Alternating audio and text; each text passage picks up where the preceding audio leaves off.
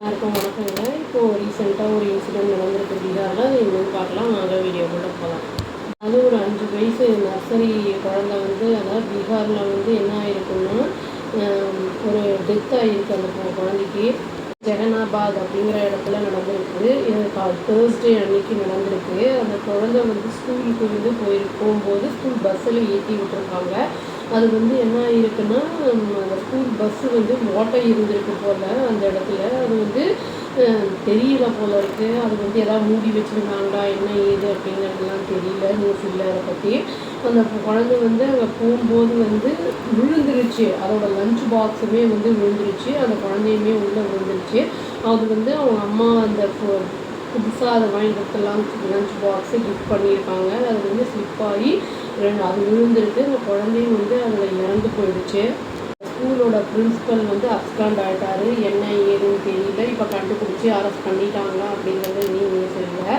இதே மாதிரி இன்சிடெண்ட் ஒரு 10 to 12 years முன்னாடி நம்ம சென்னையிலையுமே நடந்தது. சிட்டின்னு ஒரு குழந்தை அப்படிதான் பஸ்ஸில் அந்த ஓட்டை இருந்திருக்கு. அதில் ஏதோ போட்டு மூடி வச்சுருந்துருக்காங்க. அதுக்கு தெரியாமல் அது அந்த காலை வச்சிருக்கு. அப்படியே கீழே விழுந்துருச்சு.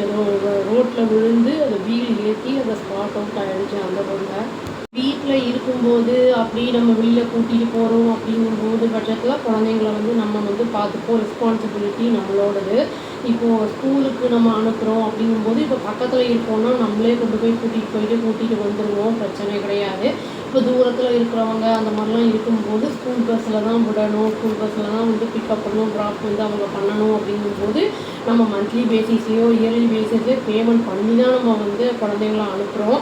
அதனால் கொஞ்சம் ரெஸ்பான்சிபிளாக இந்த ஸ்கூல்ஸெல்லாம் அப்பப்போ வண்டியெல்லாம் சர்வீஸ் எல்லாம் பண்ணி வச்சுக்கிட்டா தான் அந்த நல்ல கண்டிஷனில் இருக்கும்போது தான் குழந்தைங்களுக்கெல்லாம் ஆபத்து இல்லாமல் இருக்கும். அப்போ பெரியவங்களே அதில் சப்போஸ் பெரிய ஹோலாக இருந்ததுன்னா கூட பெரியவங்களே அதில் விழுந்து டெத் ஆகிறதுக்கான வாய்ப்புகள்லாம் நிறைய இருக்குது.